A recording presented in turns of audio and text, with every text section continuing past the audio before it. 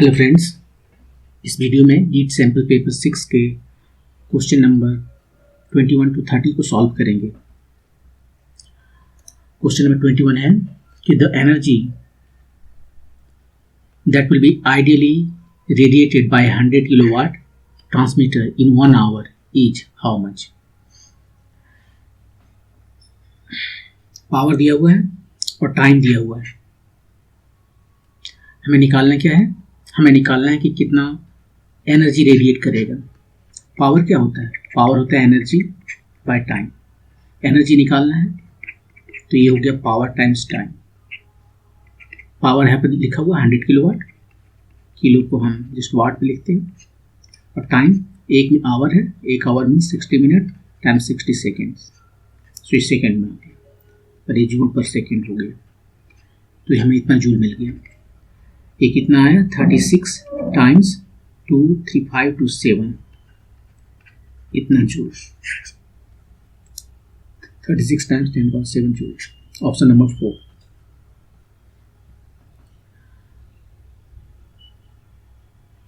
इसको आप ऐसे भी बना सकते थे बिना इस फार्मूला के। आप यहाँ पर जब देख रहे हो कि इसका पावर जो है 100 किलोवाट है, मतलब वो रेडिएट कर रहा है 100 किलोवाट, मतलब वो 100 किलो जूल रेडिएट कर रहा है 1 सेकेंड में। 1 सेकेंड में वो रेडिएट कर रहा है 100 किलो जूल। बस यूनिटी मेथड यूज कर रहे हैं, तो 1 सेकेंड में हमें पता है, तो 1 आवर मीन्स 60 टाइम्स 60 सेकेंड्स में वो कितना रेडिएट करेगा, इसको मल्टीप्लाई कर देंगे।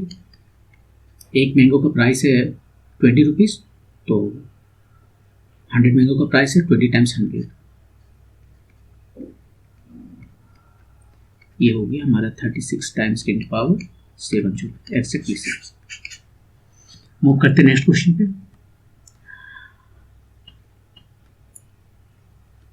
For the circuit given below, ये सर्किट दिख रहा है, इसमें रेजिस्टेंस है R2, R1, सेल्स है E1 और E2, E3, 3 सेल्स हैं, और इसमें करंट I1, इसमें करंट I2, इसमें करंट I3, ये सभी चल रहे हैं। तो for the circuit given below the Kirchhoff's law loop rule for the loop BCDEB, कौन कौन बोल रहा है? BC, इस तरह से चल रहे हैं, BCDEB, ये जो पाथ है इसमें जो है हमें किरचॉफ्स लूप लॉ लगाना है, और कौन सा होगा। तो इसको हटा देते हैं ताकि हमें देखिए करंट किधर चल रहा है। इसमें करंट का डायरेक्शन इधर दिखाया, इसमें करंट का डायरेक्शन इधर दिखाया, ठीक है। तो यहां से स्टार्ट करते हैं। यहां पर कितना ड्रॉप हुआ? ये हुआ I2 R2।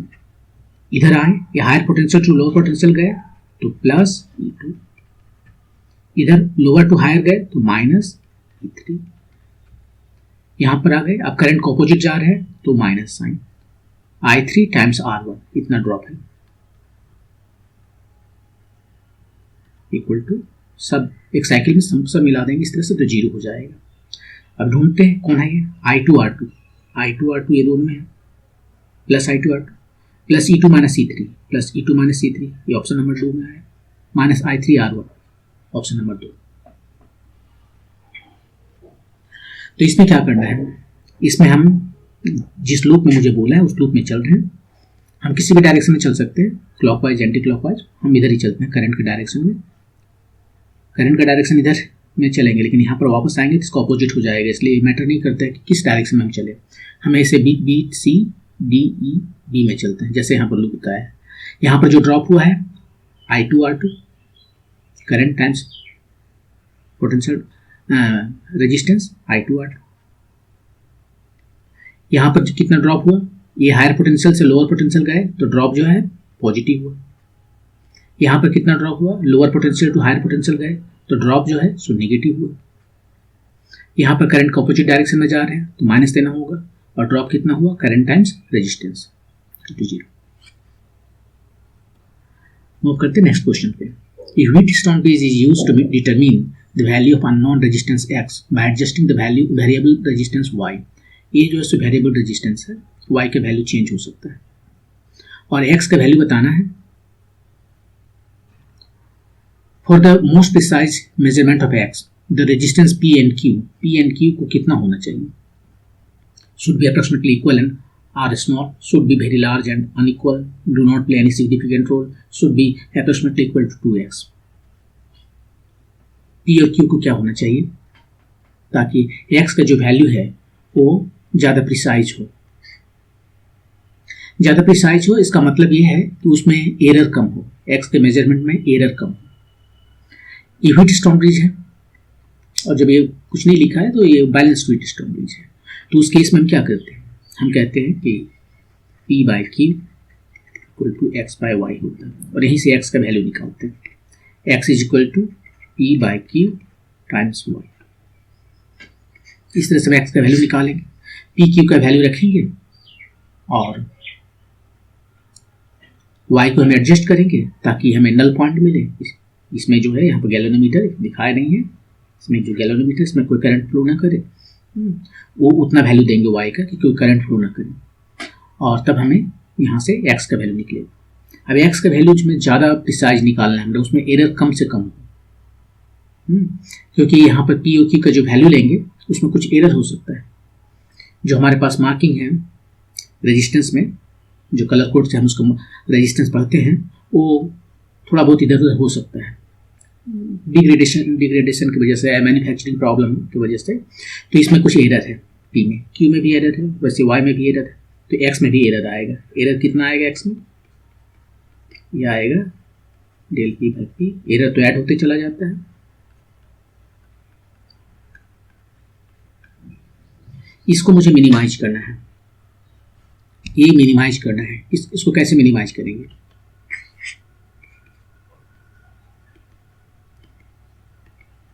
इसको मिनिमाइज करने के लिए ये मिनिमम हो, ये मिनिमम हो, ये मिनिमम, तीनों का सम एक्चुअली मिनिमम हो। तो इस पर तो हमारा कोई कंट्रोल नहीं है, ये तो हमें जो भी आएगा नल पॉइंट के लिए वो लेना पड़ेगा। लेकिन ये P और Q को हम वैरी कर सकते हैं। इसका मतलब है हमें इसको मिनिमाइज करना है। इसको मिनिमाइज करने का मतलब है ये दोनों पर हमारा कंट्रोल है, उसको हम मिनिमाइज कर सकते हैं। अब मिनिमाइज कैसे करें, P Q को ज़्यादा लें, कम लें, इक्वल लें, बड़ा लें, छोटा लें। अब देखिए यदि P और Q दोनों सेम हो गया तो ये जो उसका एरर है वो भी सेम हो जाएगा। और यदि हम ये मेजरमेंट कई टाइम करें, एक बार ना करके बहुत सारे टाइम्स करें, जैसे P Q का जो वैल्यू है वो चेंज करते रहें तो Y का वैल्यू चेंज हो जाएगा। और इसे कई टाइम करें तो हम यहाँ पे इसका एवरेज निकालेंगे, ये जो एरर है उसका एवरेज निकालेंगे। तो जब हम यहाँ एवरेज निकालेंगे तो इसका भी एवरेज आएगा।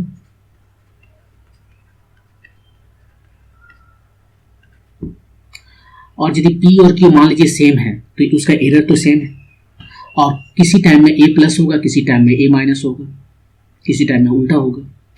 और बहुत बार यदि हम मेजरमेंट करें तो ये जीरो हो सकता है, जीरो हो जाएगा, क्योंकि कभी ये पॉजिटिव है, कभी ये निगेटिव है, कभी ये पॉजिटिव है, ये निगेटिव है। यहाँ हम कैलकुलेशन की बात नहीं कर रहे हैं, एक मेजरमेंट में ये दोनों तो हमेशा पॉजिटिव होगा, लेकिन यहाँ एवरेज ले रहे हैं तो ये कभी पॉजिटिव कभी निगेटिव होगा, तो इस तरह से ये एरर जीरो हो जाएगा। यदि ये दोनों सेम रहा तो P और Q दोनों सेम है तो P Q को सेम होना चाहिए। नंबर 2, अभी P और Q को बड़ा और छोटा होना चाहिए। क्या होना चाहिए, P यदि बहुत बड़ा होगा तो ये एरर जो है वो भी बड़ा होगा। आप बोलोगे नहीं P बड़ा है तो एरर छोटा होगा, ऐसा नहीं है। P यदि मान लीजिए आप 100 लिए तो ये 100 से मान लीजिए 110 ऐसे जाएगा। अब यदि 10 लिए तो 10 से मे बी 11 जाएगा। तो इस केस में दोनों सेम है, 10%, राइट। तो ये बड़ा लेने पर ये 100 से 120 भी रह सकता है। तो यहाँ पर ये जो एरर्स हैं, या चलिए 110 ही रहे, मान लीजिए 10% ही 110 ही रहे, तो यहाँ पर देखिए इसको जीरो लाने के लिए हमें बहुत ज़्यादा मेजरमेंट करना पड़ेगा। ये जीरो आएगा लेकिन हमें जो मेजरमेंट यहाँ पर मान लीजिए 10 टाइम में हो जा रहा है, यहाँ पर मुझे 100 करना पड़ेगा, क्योंकि ये अब इसका डिस्ट्रीब्यूशन ज़्यादा है। ये डेल पी जो है, मान लेते हैं ये हमारा डेल पी है, अब इतना दूर से जा रहा है, ऐसे कुछ प्लस कुछ माइनस ऐसे जा रहा है। डेल ए भी है और डेल क्यू बाय क्यू, कभी प्लस माइनस ऐसे जा रहा है। लेकिन यदि हम बहुत छोटा लेंगे तो ये नज़दीक से जाएगा वैसे, तो 0 हो जाएगा। तो हमारा आंसर हो गया should be approximately equal and small. इसको ऐसे भी समझ सकते हैं कि सिमेट्री देखिए, यहाँ से स्टार्ट किए इधर और इधर, यदि दोनों सेम है सिमेट्री, और इस छोटा तो रखना पड़ेगा ताकि इसका एरर जो है वो बहुत बड़ा नहीं हो। तो इस हिसाब से इसका आंसर हो गया should be approximately equal and small. Move करते हैं नेक्स्ट क्वेश्चन पे। ये thick current wire, thick current carrying cable है, बहुत चौड़ा है, रेडियस आर है इसका।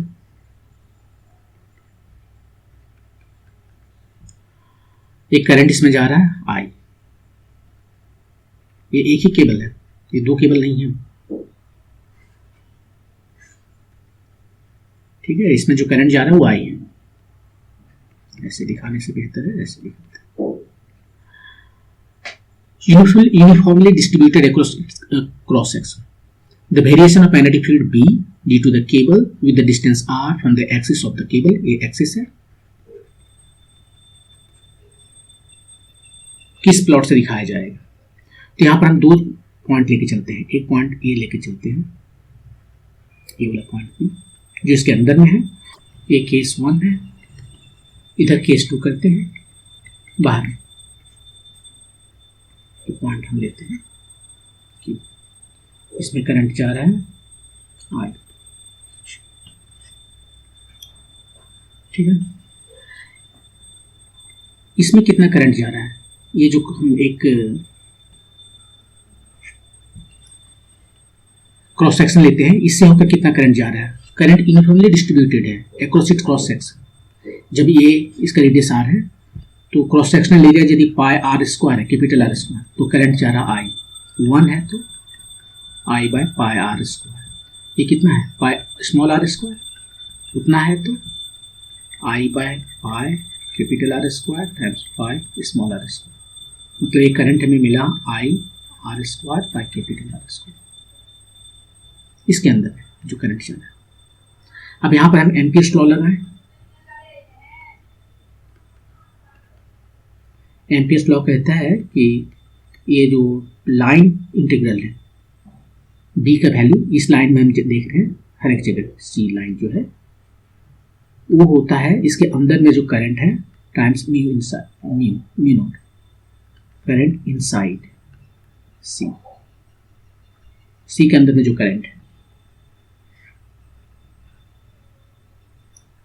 तो b, अब सिमेट्री से b हर जगह सेम होगा, ये जो सर्कल है इसके हर एक जगह b सेम होगा, और dl का भी डायरेक्शन इधर ही है और b का भी डायरेक्शन उधर ही है, तो ये b हर जगह सेम हो गया, और ये बचा c dl mu 0, I inside यहाँ पर निकाला हुआ है, I small are square by are square, b ये कितना हो गया, ये सर्कमफेरेंस है, इसके अंदर जाएंगे 2 pi R mu 0 I R square by are square, एक आर चला गया, b कितना आ गया mu 0 I by are square 2 pi R square small R, तो b किसके प्रोपोर्शनल हुआ r के, ये सारे कांस्टेंट है, mu 0 I 2 pi capital R, ये सारे कांस्टेंट है, म्यू 0 r के प्रोपोर्शनल है।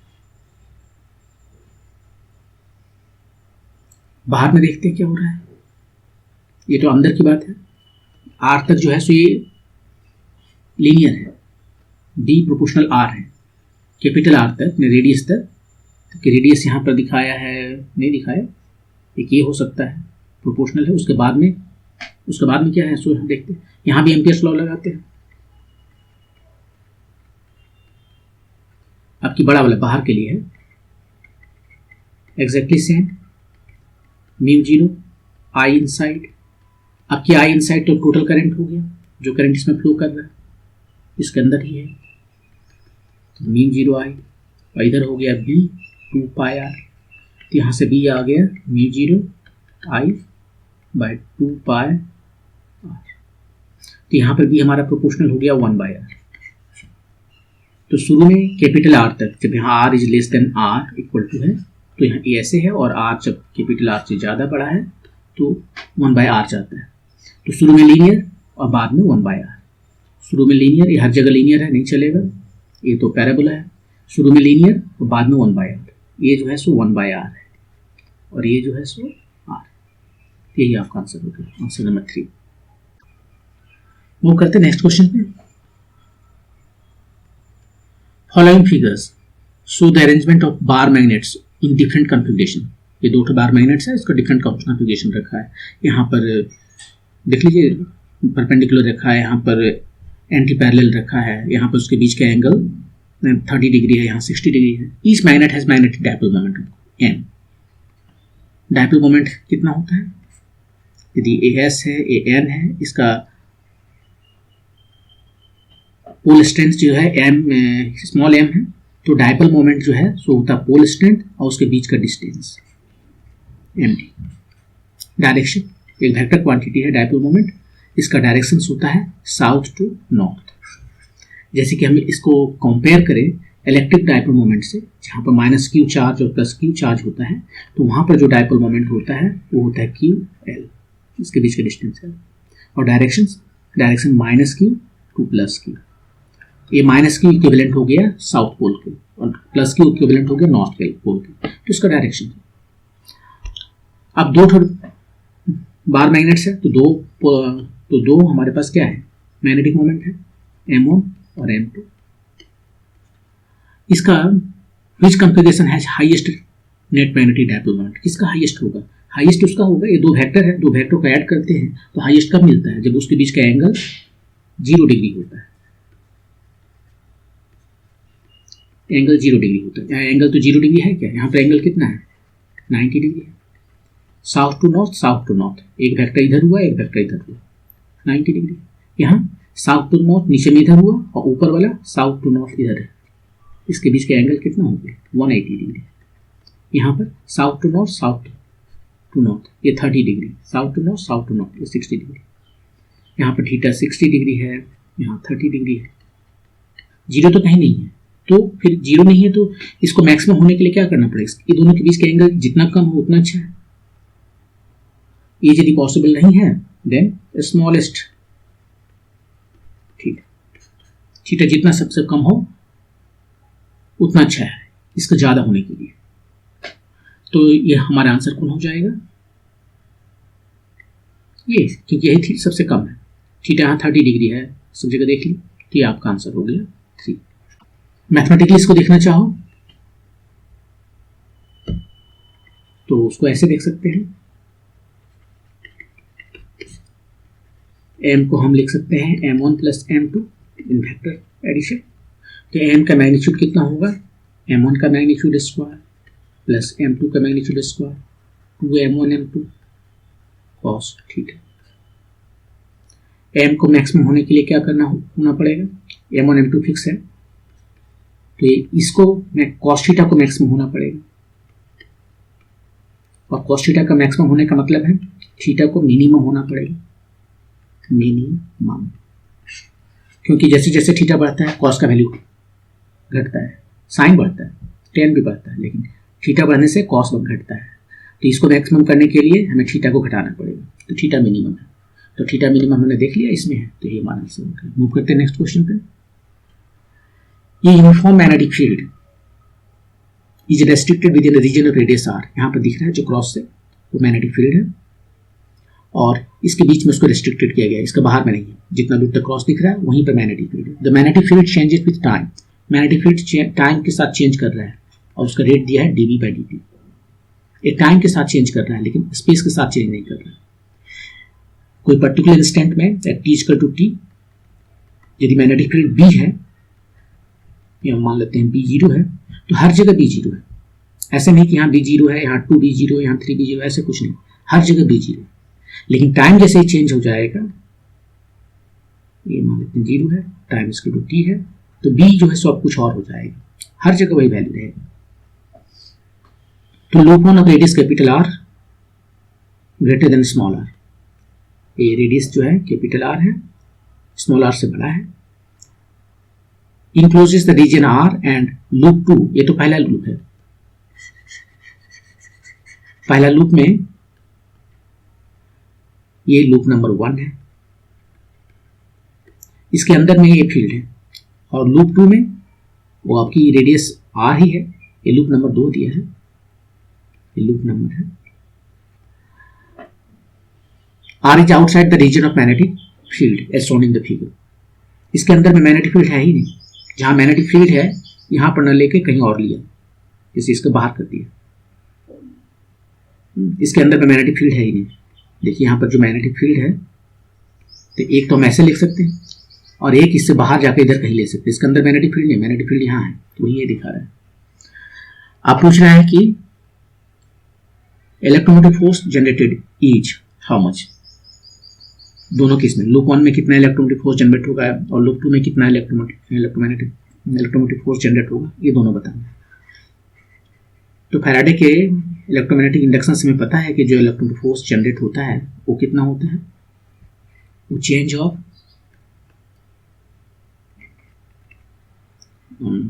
ऐसा करते हैं, इसको हम 2 केस कर देते हैं, ये 2 लूप है, तो वो कितना जनरेट होता है, -d∅dt। ये फाई क्या है, फ्लक्स है, इलेक्ट्रिकल मैग्नेटिक फ्लक्स। और फ्लक्स कितना होता है, फ्लक्स होता है उसका b magnetic field times area. Area कितना है, पाई, जहां पर फ्लक्स है स्मॉल r स्क्वायर। हम इस लूप को ले रहे हैं, लेकिन जो फ्लक्स चेंज हो रहा है, जो फ्लक्स है वो केवल यहीं तक है, फ्लक्स केवल इसी में है, इधर फ्लक्स 0 है। यहां पर जो देख रहे हैं वो फ्लक्स क्या है, वहां मैग्नेटिक फील्ड ही नहीं, तो फ्लक्स क्या हो जाएगा, 0 है। यहाँ फ्लक्स कुछ वैल्यू है, नॉन 0 वैल्यू। तो ये कितना आ गया, -d∫b/dt टाइम्स पाई r स्क्वायर। ये b चेंज कर रहा है, b फंक्शन है t का और b वेक्टर है जो यहाँ पर बोल्ड फेस में लिखा है, और पाई r स्क्वायर कॉन्स्टेंट है, उसको बाहर कर लिया। तो लूप 1 में कितना इलेक्ट्रोमोटिव फोर्स जनरेट हुआ, -db/dt टाइम्स पाई r स्क्वायर। ये तो 3 जगह है, तो सेकंड में देखना पड़ेगा। इसमें यहाँ पर इलेक्ट्रोमोटिव जो फोर्स जनरेट हुआ है, सेम फार्मूला,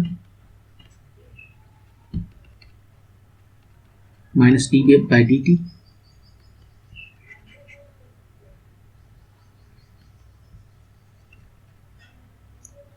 b कितना है, b जो है सो 0 है, और एरिया पाई r स्क्वायर, तो 0 हो गया। तो सेकंड लूप में कोई मैग्नेटिक फील्ड है ही नहीं, तो उसमें चेंज क्या होगा, मैग्नेटिक फील्ड में फ्लक्स में क्या चेंज आएगा, कुछ नहीं, 0। तो ए जो है फर्स्ट लूप में और 0 सेकंड लूप में, ये नहीं, ये यहाँ पर पाई स्मॉल r स्क्वायर है, ऑप्शन नंबर 4।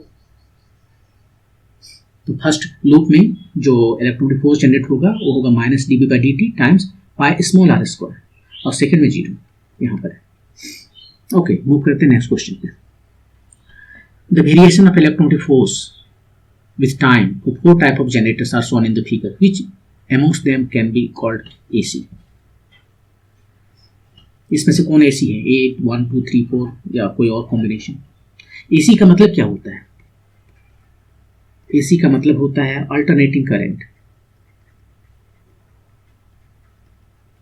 अल्टरनेटिंग करंट मतलब कुछ देर तक जो है सो करंट पॉजिटिव होगा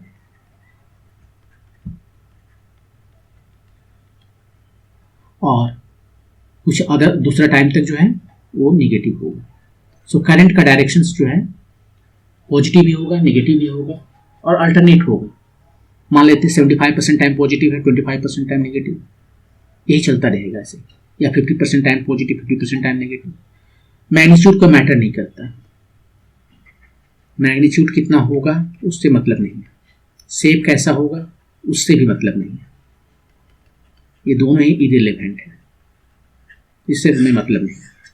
हमें केवल ये मतलब है डायरेक्शन से, जो करंट का डायरेक्शन से है वो पॉजिटिव और नेगेटिव है या नहीं, और हमें इसका मैग्नीट्यूड से को मतलब नहीं है। तो यहाँ देखते हैं, यहाँ पॉजिटिव है, ये हमारा 0 है, कुछ नहीं लिखा तो 0 है, ये पॉजिटिव है, नेगेटिव है, चलेगा, ये पॉजिटिव है, नेगेटिव है, चलेगा, एक पॉजिटिव है, नेगेटिव है, यहाँ पे इसका मैग्नीट्यूड ज़्यादा है, यहाँ कम, कोई फर्क नहीं पड़ता, डायरेक्शन है ना, कुछ टाइम तक पॉजिटिव कुछ टाइम तक नेगेटिव। यहाँ पर टाइम भी ज़्यादा लगा, पॉजिटिव जो है इस तरह से पॉजिटिव गया, यहाँ पर नेगेटिव है, फिर भी चलेगा। सब का सब जो है AC करंट दिखा रहा है, डिफरेंट जनरेटर डिफरेंट तरीके से बना रहा है। 1 2 3 and 4, option number 4।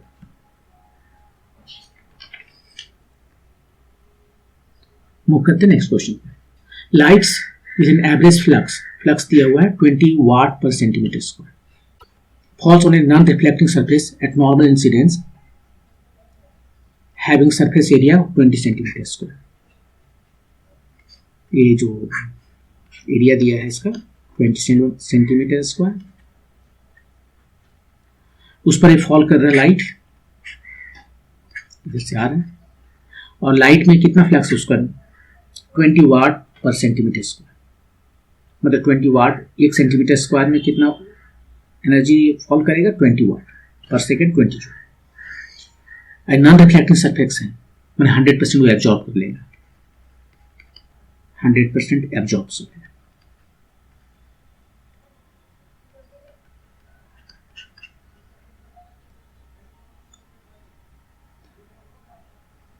Normal incidence है, ये 90 डिग्री पे ऐसे आ रहा है, 0 डिग्री इंसिडेंस पर।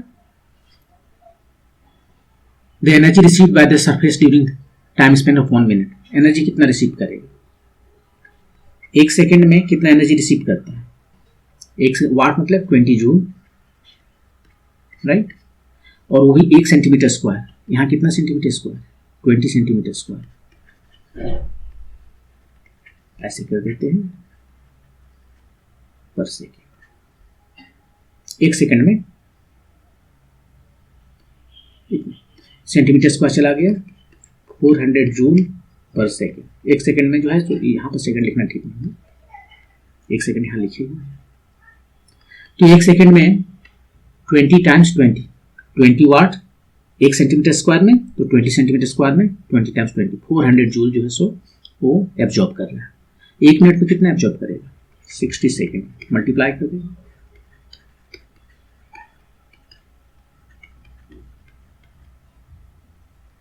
कितना आ गया 24 टाइम्स 10⁻³ जूल। Option number 2। यदि आप इस मेथड को नहीं पसंद करते हैं, आपको फार्मूला वाला मेथड पसंद है, तो आप उसको ऐसे कर सकते हैं। ये फ्लक्स आई हम कहते हैं 20 वाट पर सेंटीमीटर स्क्वायर, और टाइम दिया हुआ है, टाइम एरिया दिया हुआ है,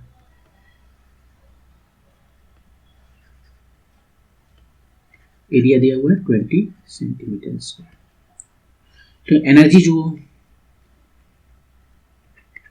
ये कितना है, आई जो है होता है वो energy per unit time per unit area है, यहाँ से energy per unit time per unit area है, और आपको एनर्जी निकालना है यहाँ से, तो एनर्जी का फॉर्मूला आ गया आई टाइम्स टी टाइम्स ए, सब तो वैल्यू रखते जाते हैं। आई की वैल्यू है 20, टी की वैल्यू है 1 मिनट, सो 60 सेकेंड, सब पे यूनिट रखते जाए, सेंटीमीटर स्क्वायर, और इधर ए है area 20 centimetre square, centimetre square चला गया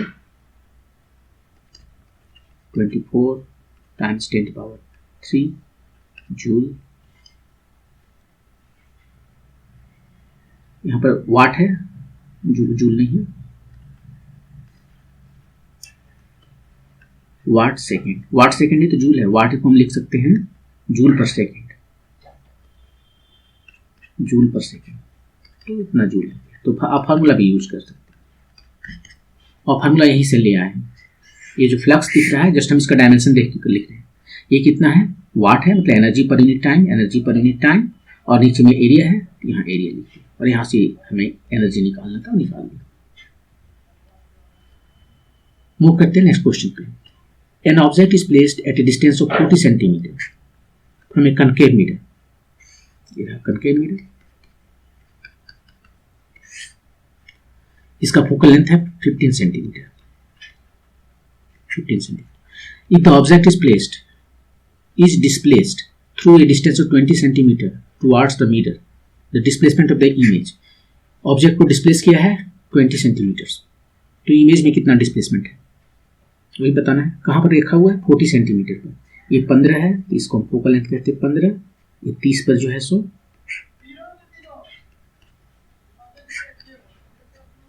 ये 30 सेंटीमीटर हो गया, और ये 40 सेंटीमीटर ये है जो 10 सेंटीमीटर यहाँ पर ले लेते हैं। ये ऑब्जेक्ट हमारा रखा हुआ है। इमेज कहाँ बनेगा, ये केस नंबर 1, जब ऑब्जेक्ट को 40 सेंटीमीटर पर रखा हुआ है, U = -40 सेंटीमीटर। इमेज निकालते हैं।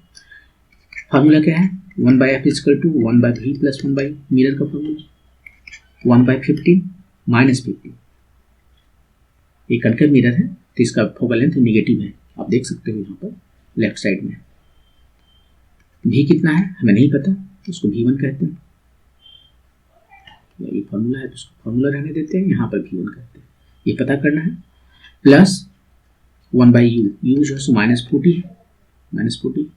तो यहाँ से हमें v1 पता चल गया। ये हो गया -1/15 + 1/40। ये हो गया कितना हो गया 120 -8 + 3 -5/120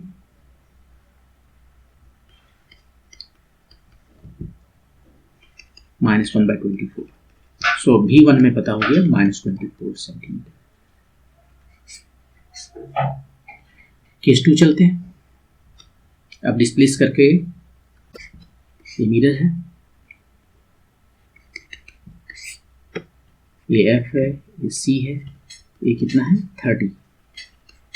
ये f जो है सो 15 सेंटीमीटर दिया हुआ है, ये हो गया हमारा 15 सेंटीमीटर। और c ये इसका डबल होता है, r = 2f मिरर में, वही मैंने लिखा पहले यहाँ पर था।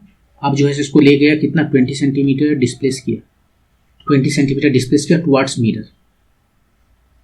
ये 10 था तो 10 इधर और 10 इधर, ये दोनों के बीच का डिस्टेंस 15 है, तो यहाँ से थोड़ा इधर। अब यहाँ पर रखा गया, ये 10 हो गया, तो ये कितना हो गया, ये 5 हो गया। तो अब ऑब्जेक्ट जो डिस्टेंस है वो कितना है, ये 5 और ये +15 -20। मिरर फॉर्मूला लगाते हैं। 1/f = 1/v + 1/u। f कितना है -15, v कितना है, इसको v2 कहते हैं, u है -20। यहाँ से आप v2 निकाल लीजिए, -1/15 -1/20 प्लस हो जाएगा 60 हो गया, -4 + 3 -1/60। इसका मतलब है v2 हमें पता चल गया -60 सेंटीमीटर। v1 कितना था, v1 था 24 और ये है 60। तो इमेज का डिस्प्लेसमेंट कितना हुआ,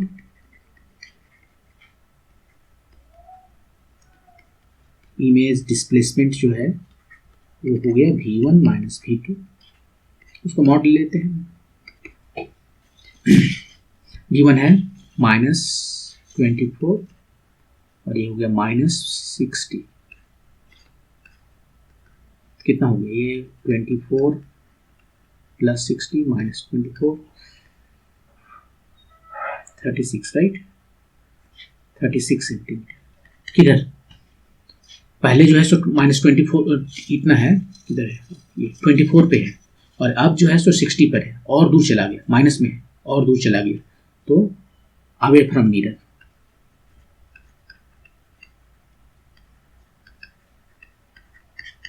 away from mirror 36 centimetre away from mirror. 36 centimetre दो जगह है, towards the mirror, away from mirror. तो इसमें नहीं कि फर्स्ट टाइम में जो है ऑब्जेक्ट का डिस्टेंस पता है तो हम इमेज का डिस्टेंस निकालें। सेकेंड टाइम में इसको डिस्प्लेस करने के बाद में ऑब्जेक्ट का डिस्टेंस पता किए, ये 20 डिस्प्लेस किया टुवार्ड्स मिरर, तो अब ऑब्जेक्ट का डिस्टेंस जो है सो -20 सेंटीमीटर हो गया, और इमेज का डिस्टेंस पता किए, और दोनों का डिफरेंस से हमें इमेज का डिस्प्लेसमेंट पता चल गया। मूव करते हैं नेक्स्ट क्वेश्चन पे। इन अंग्स डबल स्लिट एक्सपेरिमेंट,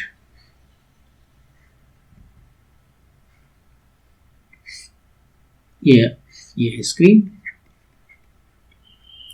और यहाँ पर जो है सो इंटरफेरेंस हो रहा है। पी है। ये दोनों के बीच का जो डिस्टेंस है उसको कैपिटल डी कहे, ये जो डिस्टेंस है उसको स्मॉल डी कहे।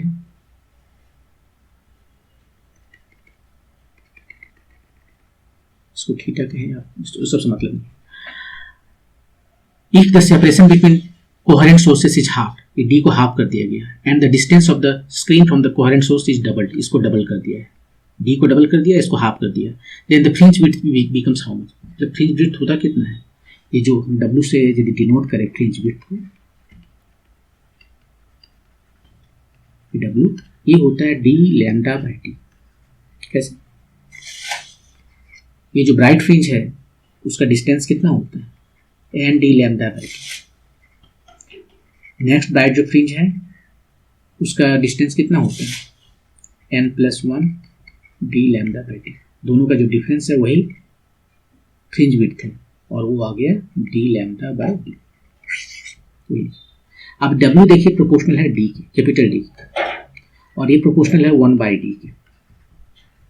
तो यदि हम डी को डबल कर दिए, डी को उसने कहा डबल कर दिए ना, screen from the coherent source is double, D को डबल कर दिया तो हमारा फ्रिंज विड्थ जो है सो 2 टाइम्स हो गया।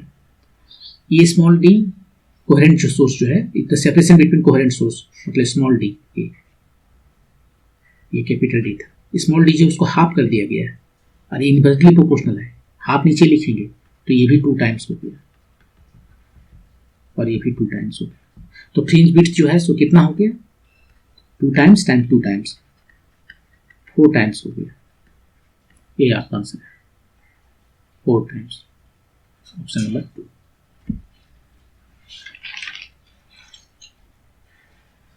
आप ऐसे नहीं बनाना चाहते हो, पूरा मैथ करके बनाना चाहते हैं तो उसको ऐसे कर सकते हैं। डी जो है सो डी W जो है वो है